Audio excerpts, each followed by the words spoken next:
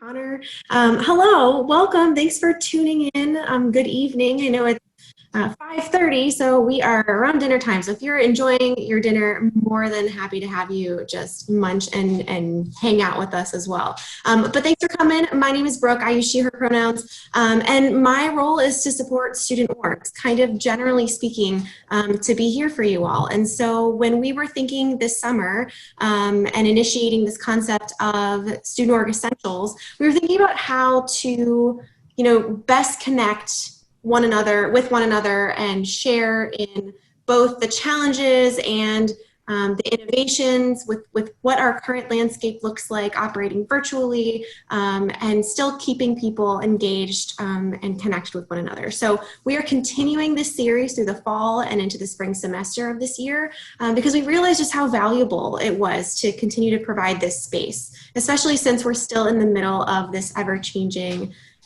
world that we're in and operating a student org and facilitating connections with one another. So the two topics that we chatted about earlier this summer, two of them informed some of the content for today's session in terms of how we talked previously about social media basics. So if you weren't around for that session was recorded and it's posted to our program's website. I will drop that link in here in a little bit. And we talked about just how to gather your base as a student org in terms of your presence online.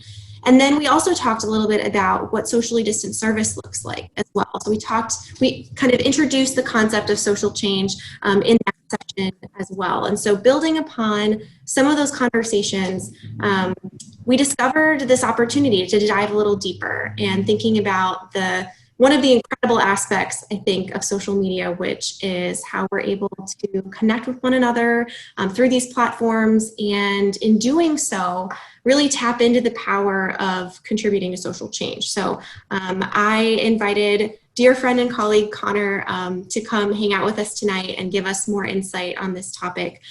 He works with Buckeye Serve and coordinates that program. And also, in addition to many areas of expertise within the realm of social change, he also has a research background in digital leadership engagement, specifically related to social media. So he was an intuitive friend to invite to this space. So I'm going to turn it over to Connor. In terms of participation tonight, please engage in any way that makes sense for you. We'll start off with some polls. We will have opportunities in the chat. Please hang out with us after the session if you have any very specific situational things you wanted to talk with us about. But those are some of our norms. Feel free to have your video on or off. We're happy to have you in any way that you come. So thanks for being here, Connor. Go ahead and get us off. Perfect. Thank you, Brooke. Okay, so let's go over a little bit of an agenda for this evening. So first, please have something to write with or create with on your computer, either a notes app or something to doodle with. There will be a piece of the presentation this evening where we will have something along those lines. So we're going to start off with some introductions. Then I'm going to walk you through a couple models, the social change model and the social change wheel, that'll frame kind of the conversation we're going to have. Then we'll talk about social movements and activism. And finally, some strategies that you all can utilize to continue to create social media for social good. And of course, there'll be time for questions at the end. So first off, an introduction. Like I said, my name is Connor Jones. I use he, him, his pronouns. I'm the coordinator for the Buckeye Serve Alternative Breaks program. For those of you who have not participated in a Buckeye Serve before, Buckeye Serve is Ohio State's Alternative Breaks program. We send students out to do service, about 750 to 1,000 every year, to do service all across the country and the world. Obviously, we're not doing that right now, but we look forward to getting back to it in the future. Those pictures at the bottom are actually pictures of some of the trips I've devised to Colonia, Uruguay, Immokalee, Florida, and Antigua, Guatemala, just to name a few. My education is, I have my bachelor's in business administration from Boise State University and my master's of science in higher education from Florida State University. I work in community engagement, like Brooke said, so working with communities, doing service work. But I've also worked at nonprofits with alternative breaks at 2 different universities and with large days of service. But what really ties it all together is, along with doing that sort of work, I have been doing research over the past few years about leadership in the digital age, along with 2 well-respected researchers, Dr. Josie Ahlquist and Dr. Vishkan Chanu. Dr. Ahlquist is a digital leadership education speaker and author, and Dr. Chanu works with the Leader Shape program. So I just introduced myself. Now I want to get to know you a little bit. So Brooke is going to launch a couple of polls here. Please participate. I'd love to see who is all in the room and how you all are currently interacting with social media. Okay, so first poll is, what role do you hold in your organization?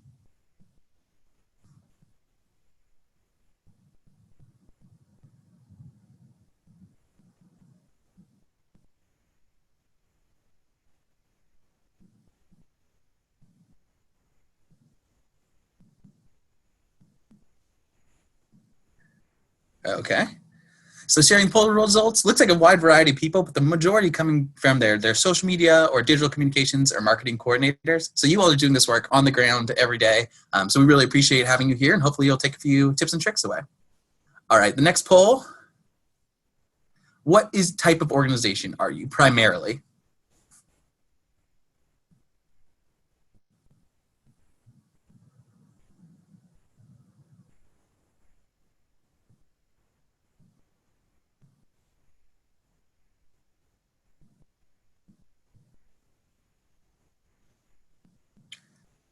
Okay, so again, a variety, but looks like mostly a lot of awareness and activism, a lot of community service and service learning.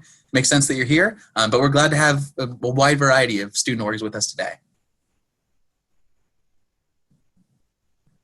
All right, so what type of social media platforms does your organization currently use? And you can choose multiple here.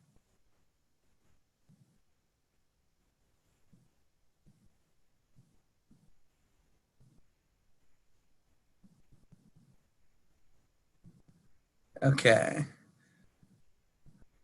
great. So it looks like Instagram is pretty ubiquitous. That makes sense, as well as Facebook. A decent number of Twitter users, some YouTube, some Snapchat, some LinkedIn. So a good variety of platforms going on there. And one final poll question. Who on your team uses these platforms on your organization's behalf? Again, you can select multiple here.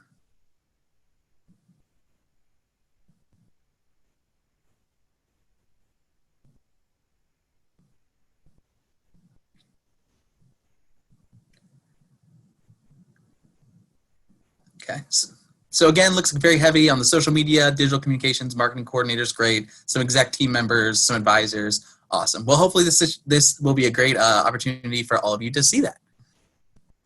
Okay, let's move on. So I'm going to start off by talking about a couple of models that I think will be useful for you when we're discussing what this looks like. So first off is the social change model. The social change model was developed by a team at the Higher Education Research Institute at the University of California, Los Angeles in the 1990s, led by Dr. Susan Comabez. And it focuses on a couple different pieces of what creates social change and how those things have to interconnect for social change to be reached. First off, there's individual values. There's consciousness of self. That's essentially an enhanced self-awareness. Who are you? What are your values? What do you know about yourself? And what do you kind of stand for?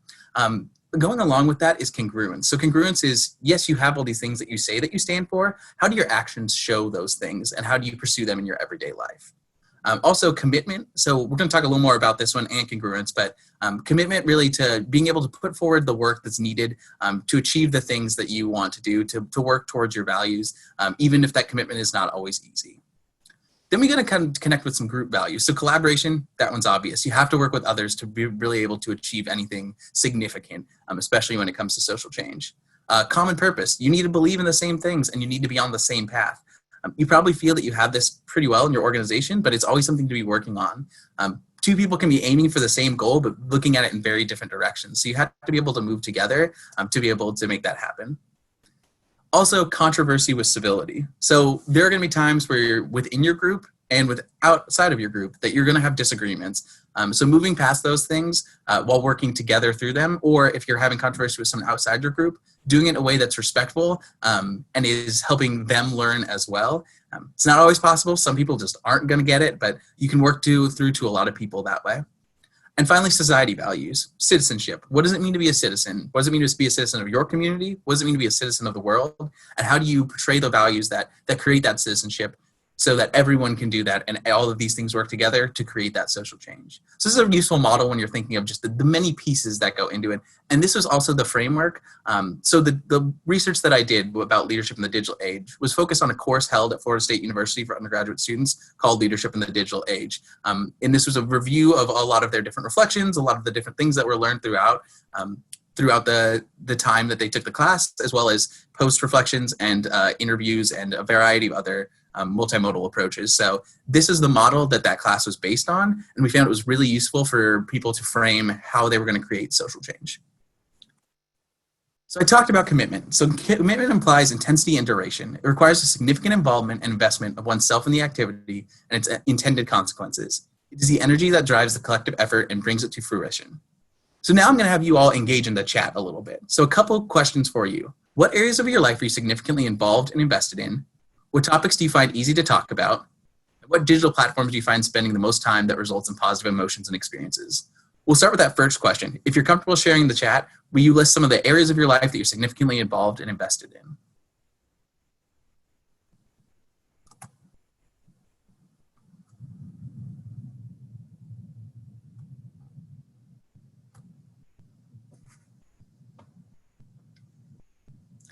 Okay, coming in, mental and physical health, great. Academics and student orgs, school, community service, mental health again. Great. A lot of different things that people are really invested in, which is great. That's important. That's huge for finding those things that you care about. And that's one of those things on social media is going to be most useful for you because you're going to have the most familiarity with it and the most interest in it. Also sleep, that's a good one and is also very important. But that's something that you're able to talk about, and a lot of these things are things you're able to be advocates for. Next up, and maybe this one's kind of similar to the first one, hopefully for some of you, what topics do you find easy to talk about?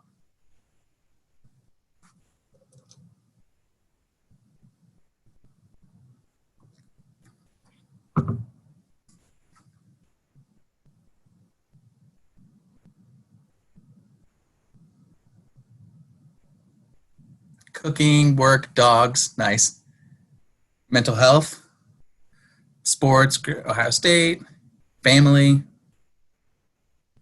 what you're learning, language, extracurriculars, service, awesome. So those might be some of the things you're find easier to share because you're able to talk about them anyway. You find them easier to share in your personal life, potentially even integrating that into your student org or your work life.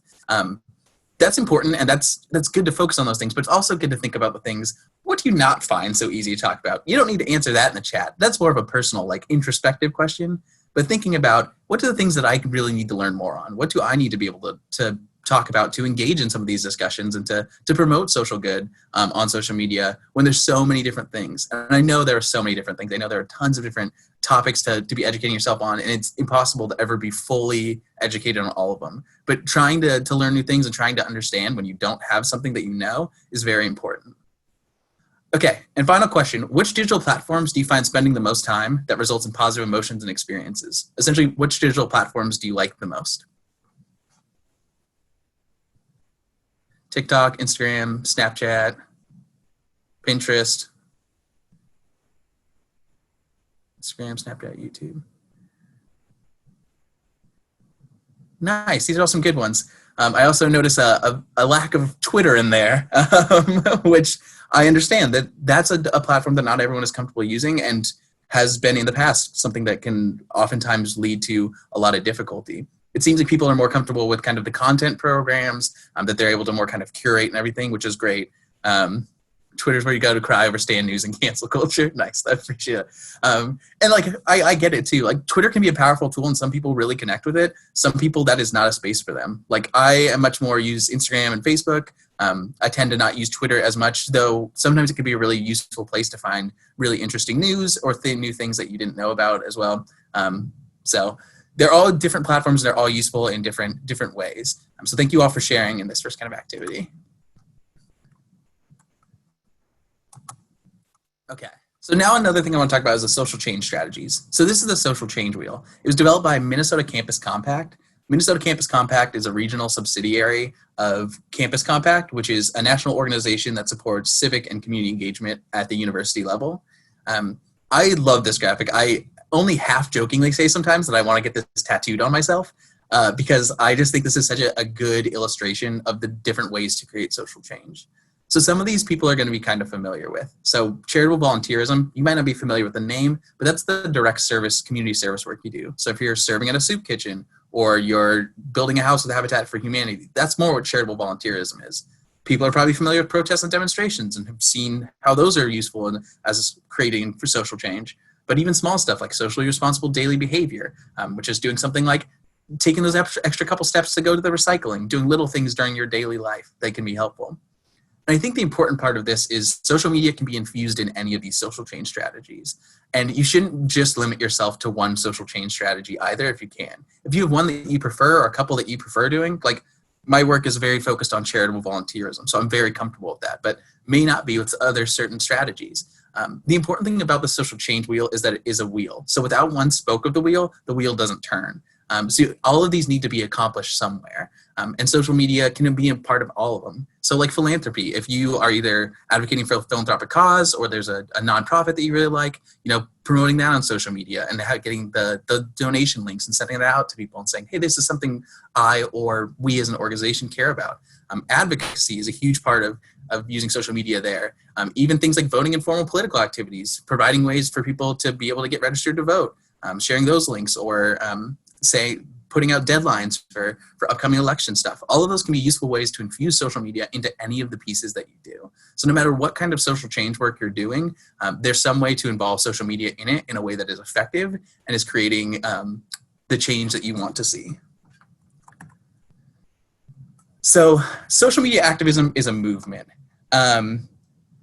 So it defines a group of people working together to advance their shared political and social ideas. Social media activism can bring about change. And we're going to focus a lot on that kind of activism piece in just a minute.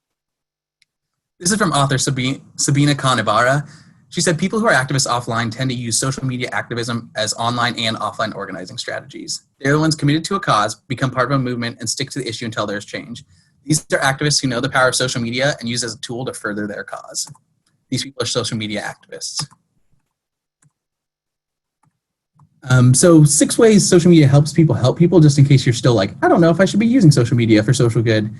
These are some ways that Hootsuite states that they've seen that, which is, Hootsuite is a massive, I'm thinking of the word for it, but you can utilize a bunch of different platforms from their singular platform. So they do a lot of work around research with social media.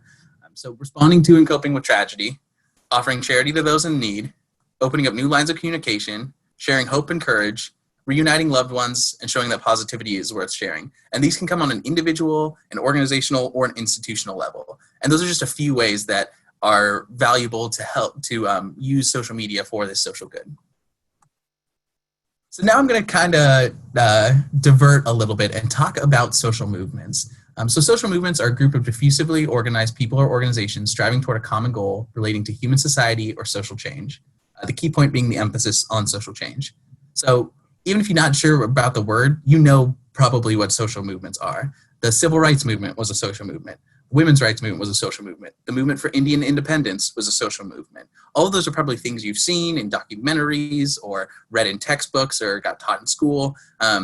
All of those things are defined as social movements. They're working towards a social change cause. So I'm going to focus on a couple of social movements that have really utilized social media to advance the work that they do.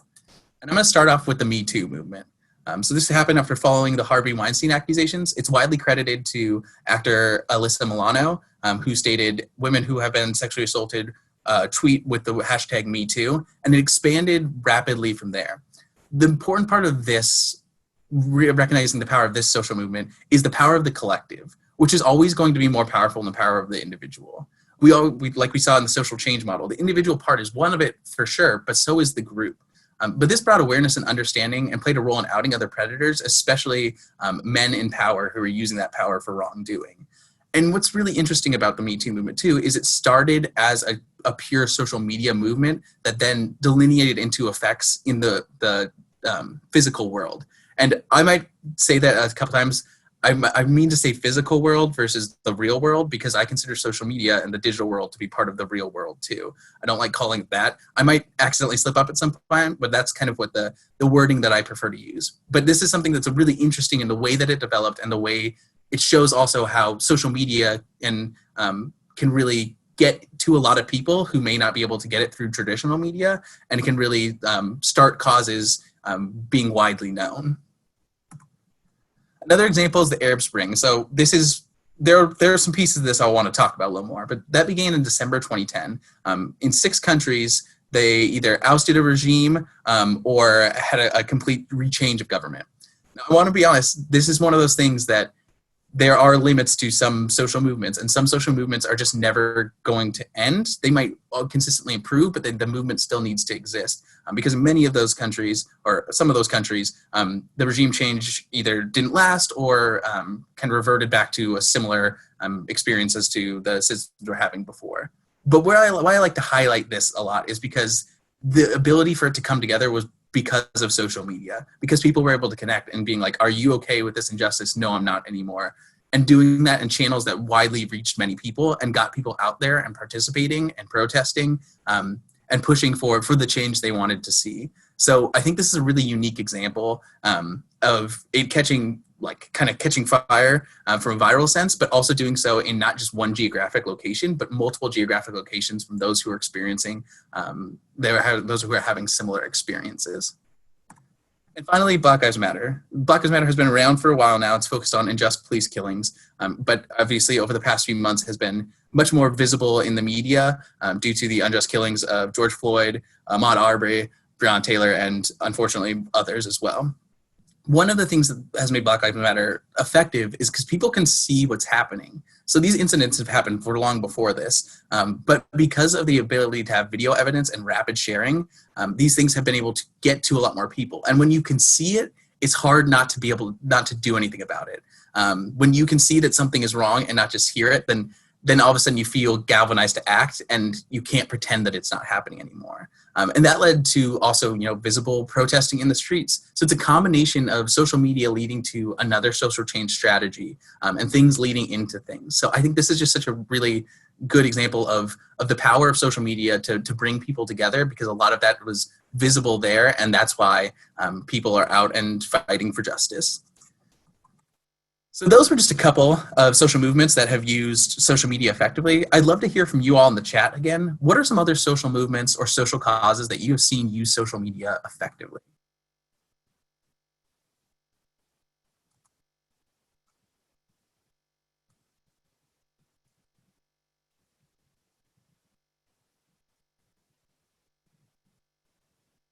Environmental movement, that's great.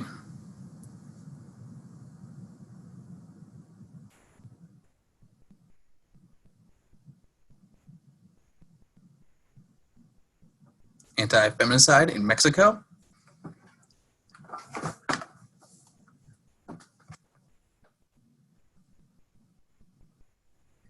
Yeah, and even if you can't think of one right now, I bet you've probably seen something. Oh, animal rights, vegetarianism, Boondoggle Worldwide. Great, these are all great examples of how social movements and social causes have used social media to their advantage. And there's probably more that you haven't even thought about, but you've interacted with at some point. Forest fires as well. Yep, especially right now, looking at all that. So it's just one of those things that is so important because of how spread out it is and how you can reach such varying audiences. Okay. So ways to use social media for social good. So this is from the Center for Social Impact Communication at Georgetown University. So network with like organizations. So there are 1,400 plus student organizations at Ohio State, and I'm gonna guess probably at least one of them does some work that your organization does. And like we talked about before, it's about the collective. How do you organize between groups? Standing together with many is more effective than standing alone. So definitely networking with like organizations is a really important thing to be able to do, but not just student organizations. If your organization is doing a certain amount of work, partner with community organizations or other on-campus entities. There's a wide variety of tools available and people who also care about that work here in Columbus and broader if you want to go nationally or internationally as well. So finding those organizations and those people who can work with you on this is the best, really good way to create social good. Share facts and figures. So if you are standing for a certain, standing against a certain social injustice, make sure you have the facts and figures to be able to share about why this is happening and what is going on and at what rate. Those numbers can really connect with some people, and they may not realize the scope of the problem until you are able to share that with them. Sometimes even more powerfully than sharing facts and figures, sharing stories. This can come from someone in your organization or someone you know. Obviously, make sure you have an individual's consent to share any story before you share it. But that can also deepen that personal connection that someone may have with the cause. And if it's someone they know, then they feel more wanting to engage in that as well. Or sometimes the stories are national stories and you're sharing those as well. The personal connection, stories are like our great connector. And so having that personal connection is really helpful. And then getting your call to action out there. So letting people know what you're about, letting them know how you're going to make a change and take action on that. And then also encouraging them to participate as well. Making sure you share that with those who are following you so that they know that you're really working towards social change on this issue. Okay, so now we're going to discuss a few strategies that you can utilize while working towards using social media for social good. So first up, check your intentions. Make sure that what you're doing is you're doing it out of that consciousness of self, that this is what we value either individually or as an organization.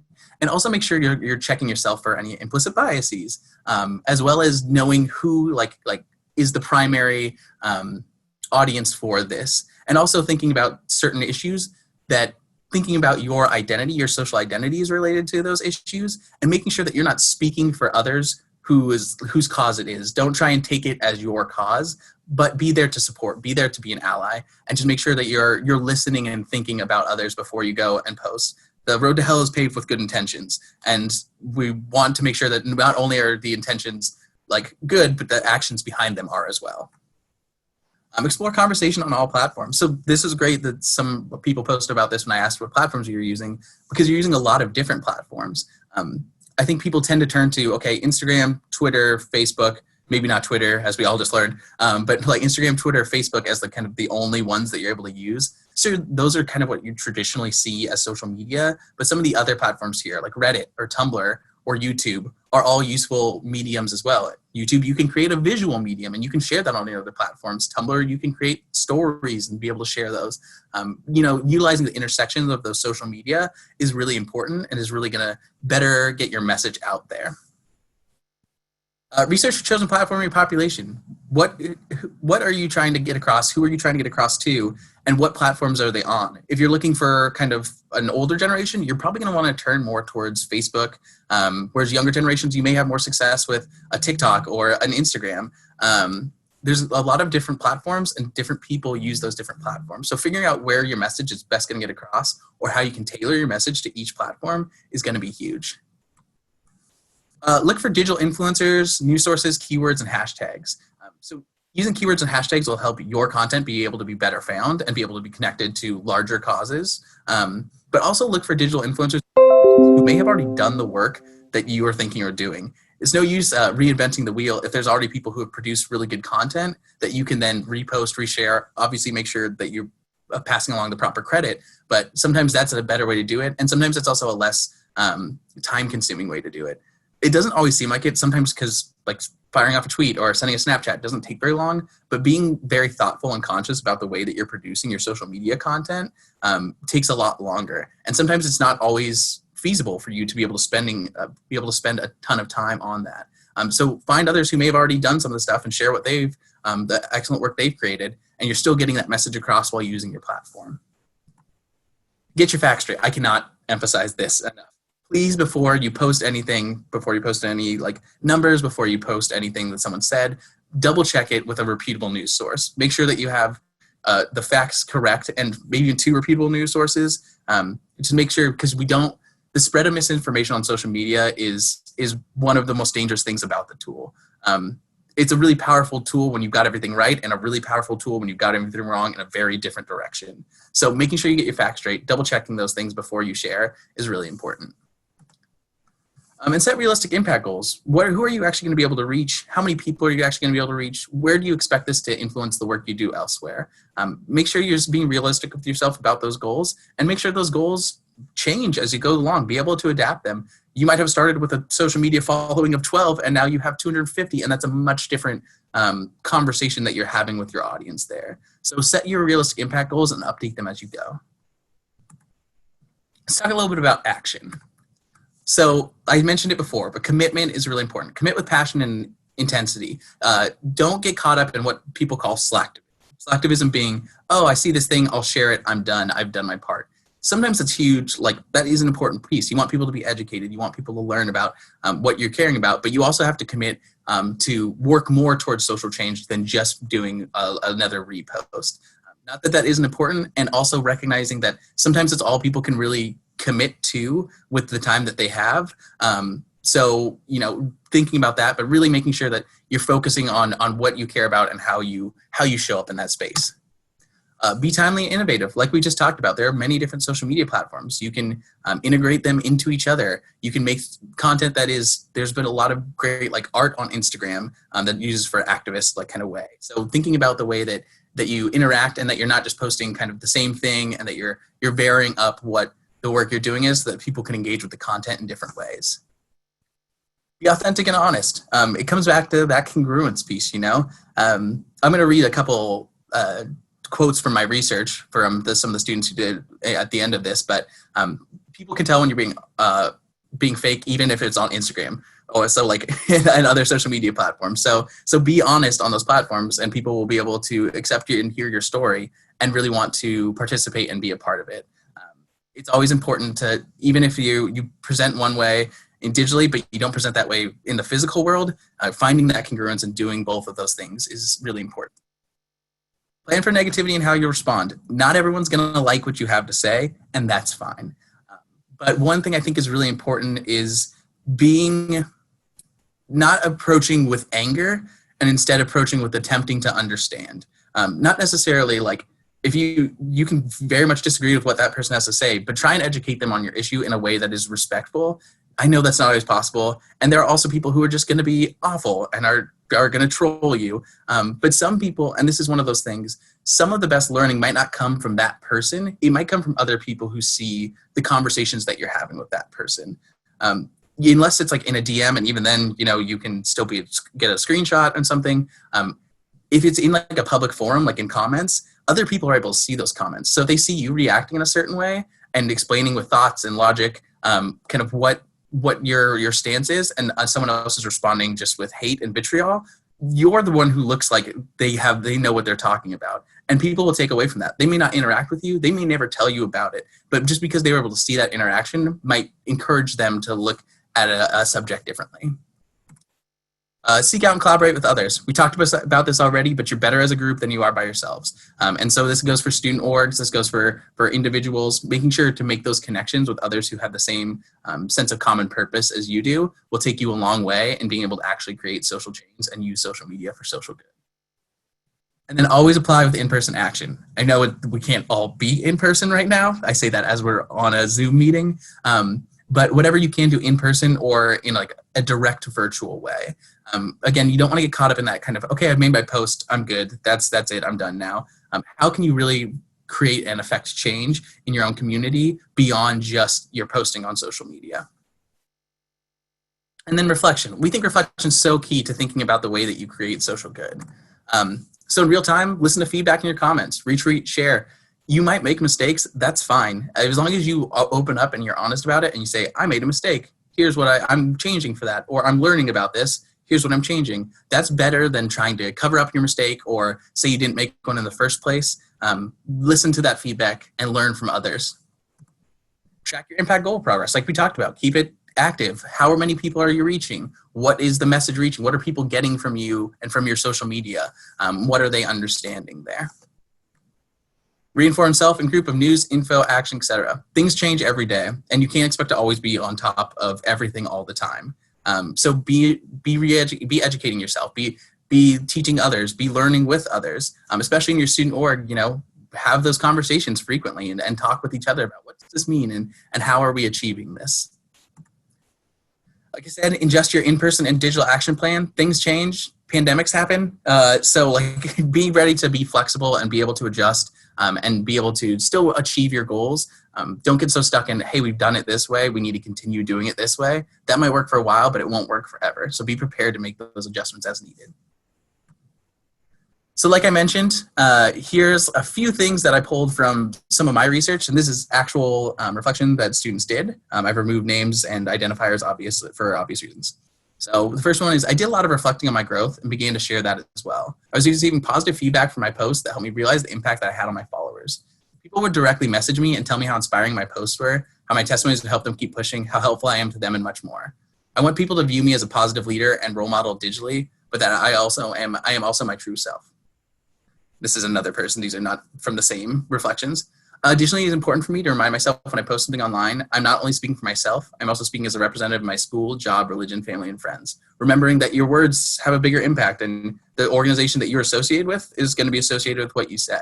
As simple as somebody else putting your actions on display for the world to see. Everything you do matters. When you're sharing on social media, sometimes it can seem trivial, but it really is important, and how you frame the way that you're going to approach it is going to be pivotal. So I've got another activity for you. So this is where that bring something to write or bring something to take notes with goes. So what does your social media activism look like? So I would say probably tailor this around your specific organization. If you have a specific social issue or just in general, they're like, hey, this is something I'd like to work on. Choose a topic that's important to you. Pick out key groups and potential allies. Decide on the hook you want to use. What are hashtags you would use? What are phrases? What are things that you would use to support this? Figure out how you promote this. What platforms would you be using? How often would you be using them? And develop physical world interventions if it makes sense. So go ahead and draw out this little diagram, or if you want to draw it out more fun and creatively, go ahead and do that as well. And take the next few minutes to kind of put together your social media activism plan for your organization and the issues that you really want to focus on. I'll do that for about 5 minutes, and then we'll all come back. 5 to 7 minutes, and we'll all come back together.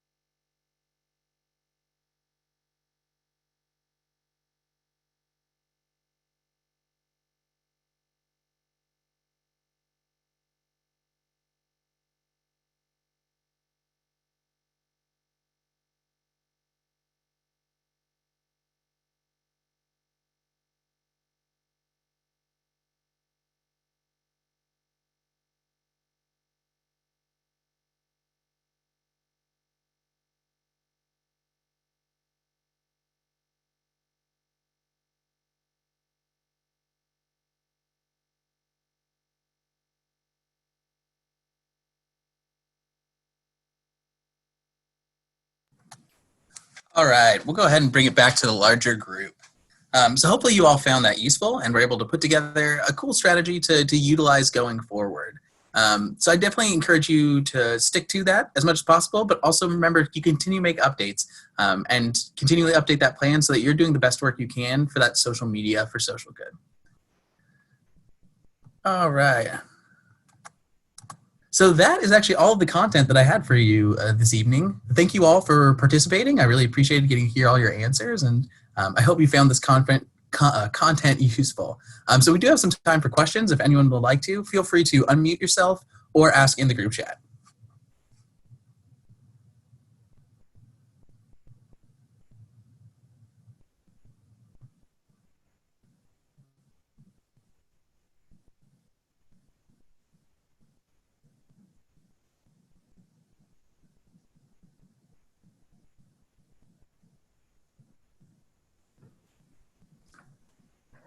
Hi, do you have any tips on increasing online presence and audience engagement specifically for organizations focused on activism, other than like hashtags and posting facts? So like you mentioned, going beyond just posting, like how would you recommend that us to go beyond posting and increasing that online interaction? Can you share some examples?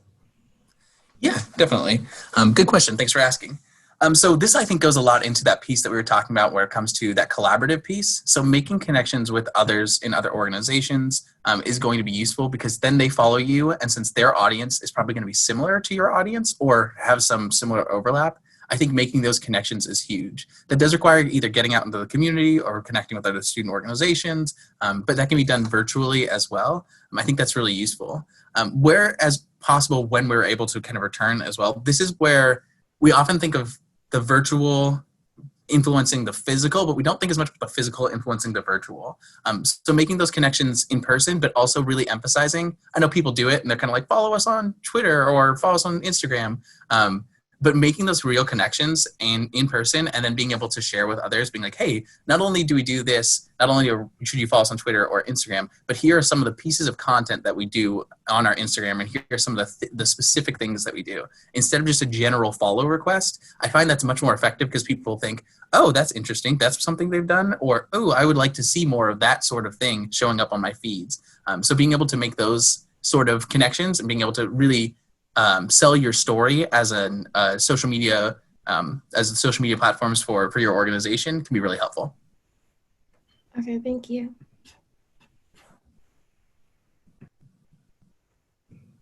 So I have a question. Yeah. Because of the pandemic, it's kind of really limited a lot of the in-person opportunities for spreading your cause and stuff like that. So and it's kind of tempting to kind of make up for that by posting more on social media and making up for like the lost time that you have in these in-person events. How would you go about posting and raising awareness without oversaturating or like kind of overexposing your followers and stuff like that? Like they would just see too many times and be like, all right, I've seen enough. Like I've seen too much of it. Mm-hmm. So I think this is hard, and you have a really good point there. But I think holding yourself to a regimented social media schedule, I would say the last thing you want to do is be oversaturating your audience. So for Instagram and Facebook, that's one post a day generally. You can post more on like stories and things, but even then be thinking about how long your stories are. Some people might be fine watching 2 to 3, but they're not going to watch 15 that you post unless you post like some amazing stuff. Twitter, you can look more like 2 to 3 times a day. YouTube, probably content creation is going to take too long, and some TikTok as well. So it might not be able to post that way. But I would set up a schedule, say this is how many times we're going to post. This is our plan to post. And then we're going to post on that timeline so we're consistent.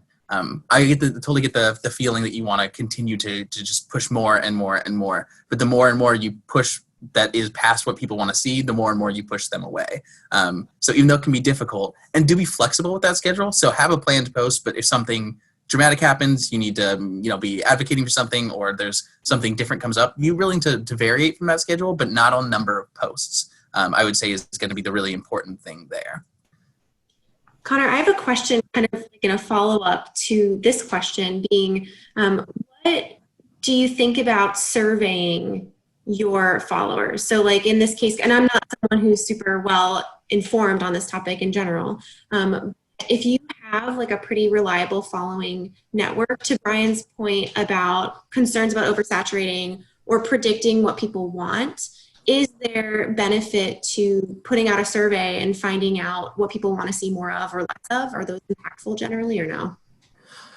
I would say they can be helpful. It depends on your follower base and kind of what the demographics are. But generally, I would say those are surveys you want to keep really short. When people are engaging with social media, it's often that kind of quick engagement that they're getting. They don't want to necessarily be dragged through a link tree to go to take a 15-minute survey. Unless you have a very specific, we only need to know so much about our audience, I'd say keep those things light and quick. If you're thinking, hey, what more content would you like to see? Great, here's 5 options, click one. Something like that is going to connect a lot more with people and they're going to be willing to take it. Whereas if you send them an academic survey or post it on your social media, you might get some people who do it and good on them, but I wouldn't say that would be something you can expect much engagement on. Right. Yeah, agreed. And I think maybe there's a happy medium there in terms of not forgetting that your general members can be really helpful in influencing some of that content as well. So those are people that you could potentially expect to reliably give you feedback. And so maybe if you're that social media coordinator or whoever is in the driver's seat of that platform for your org, thinking about how you can tap into the people in your organization to get more ideas, maybe generally about content, but also getting their feedback on what you're putting out there as well could be a good angle. Mm-hmm. And remember that the people in your organizations have their own platforms as well. So the more that you engage them in the content you are creating, the more they may be willing to share that content themselves. And then you've just, expanded your reach by quite a bit. So if you have 20 people in your organization, sharing it from the one account might not achieve all that you're looking for, but sharing it from that one account on content that people are interested in sharing about, and then them sharing it from their accounts creates a lot more engagement across a lot more different channels. I see another one in the chat. So Gary asked, due to COVID, it seems a lot of student orgs are trying to collab on events online. Any thoughts or things you've experienced? So not a ton yet that I've seen. I know it's something that people are starting to work a lot more on. I would say one thing though, and I'm seeing this, and this is just kind of spitballing off the top of my head as well as some of the things I've seen, turn away from Zoom whenever you have the possibility. So like, yes, Zoom is important and it's been a wonderful platform to connect us all. And you can definitely use it for a lot of great things, but don't make it necessarily the core of your entire program. Figure out ways to engage other either technological tools or have some time that's some individual reflection time or something there that can provide that space. Because if you're going to be on Zoom all day for classes and for work, then it's hard to get people to be like, I've got to get on another Zoom meeting all the time. So when thinking about those collaborations, think about what are other platforms we can use, what are engaging things that we can do together, or if we're doing Zoom, how can we do engaging things through a screen share, like a Kahoot quiz or like a Jambox, which I don't know if you, or Jamboard, I don't know if you know this, it's like a Google platform where people can like doodle together. Stuff like that allows people to be creative, still utilize that space, but not necessarily be kind of just in the general Zoom room. I realize that I'm saying that as we're in a Zoom room and I'm sharing a presentation, but for looking for like engagement in a lot of different activities and events, that can be really helpful there. Okay, other questions?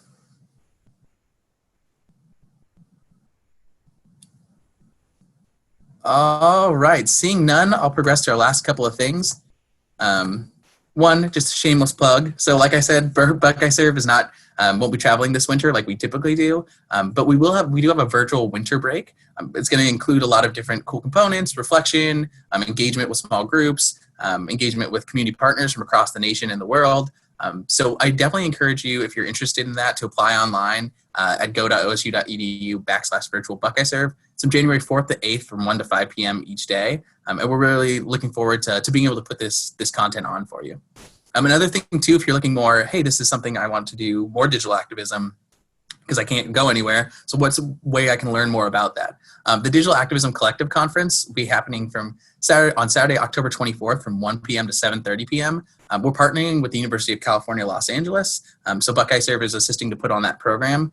Register online starting on Monday at go.osu.edu/DAC. So those are two opportunities, and I'm working with some wonderful colleagues over at UCLA who put together some really great content. We there'll be some keynote speakers, there'll be some small group connection, there'll be some larger workshops and things about activism through art and dance and intergroup dialogue. So we hope you will engage there. And if you have any questions or need any further clarification or just want some ideas, I'm happy to chat. My email is jones.6493@osu.edu. Send me an email and I'd be happy to connect with you. Brooke, I'll turn it over to you. Oh, thank you. And just another plug for student org specific related resources and places that you can turn to right now. So if you were someone who wanted to go back and see that kind of baseline social media chat that we had, that is in from the summer series that we hosted. But we had other opportunities to engage in that series as well. So I posted the titles there. So if those are interesting to you, feel free to go back and access those recordings at edu/SOE, as in Student Org Essentials.